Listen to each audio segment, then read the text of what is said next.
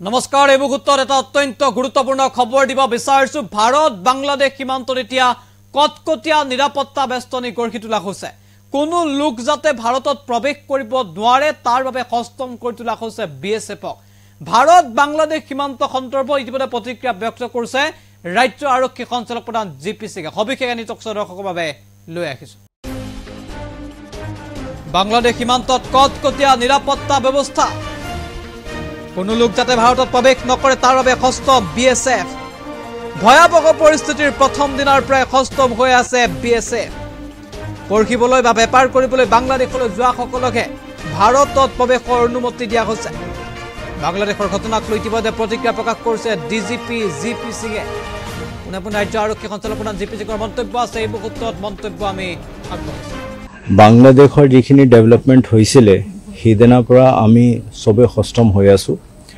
প্ৰথম দিনাই আমাৰ মাননীয় কেন্দ্ৰীয় গৃহ সচিব ডাঙৰীয়া এটা ভাৰ্চুৱেল ভিডিঅ' কনফাৰেন্স কৰিছিল সেই ভিডিঅ' কনফাৰেন্সত আমাৰ অসমৰ সহ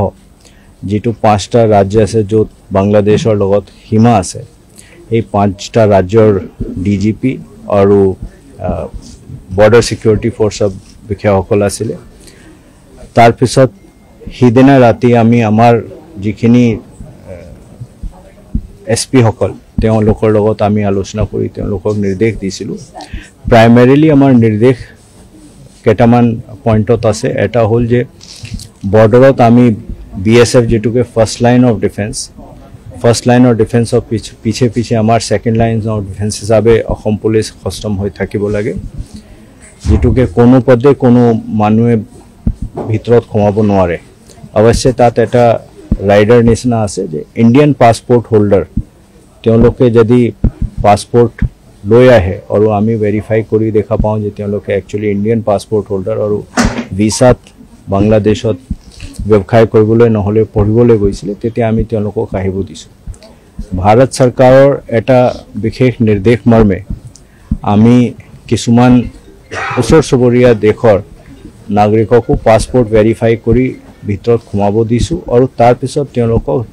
তেওঁলোকৰ বৰ্ডাৰলৈকে আমি এস্কৰ্ট কৰা ব্যৱস্থা কৰিছো যেটোকে তেওঁলোকে এটা সেফ কৰিডৰৰ জৰিয়তে তেওঁলোকৰ নিজৰ ৰাষ্ট্ৰলৈকে গুচি যাব পাৰে তাৰ বাহিৰে এতিয়ালৈকে আমি কাকো সোমাব দিয়া নাই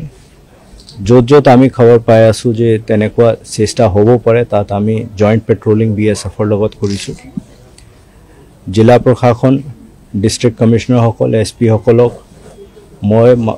আমাৰ মুখ্য সচিব ডাঙৰীয়া অতিৰিক্ত মুখ্য সচিব ডাঙৰীয়া মাননীয় মুখ্যমন্ত্ৰী মহোদয়ৰ নিৰ্দেশ মৰ্মে আমি ভিডিঅ' কনফাৰেন্সত সষ্টম কৰি দিছো স্পেশাল ব্ৰাঞ্চৰ পৰা তেওঁলোকক ৰিটেন ডাইৰেকশন দিয়া হৈছে হেতু বাহিৰে আমি বাকি যিখিনি ডিস্ট্ৰিক্ট আছে আমাৰ ইয়াত 4টা ডিস্ট্ৰিক্টতহে বাংলাদেশৰ লগত সীমাটো লাগে তাৰ বাহিৰে যিমানখিনি ডিস্ট্ৰিক্ট আছে তেওঁলোকৰো ডিসিএসপি সকলক এলাৰ্ট কৰি থোৱা হৈছে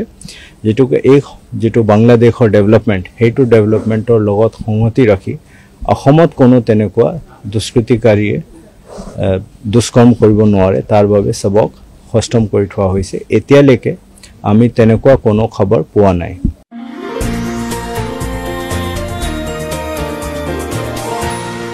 এনিটক্স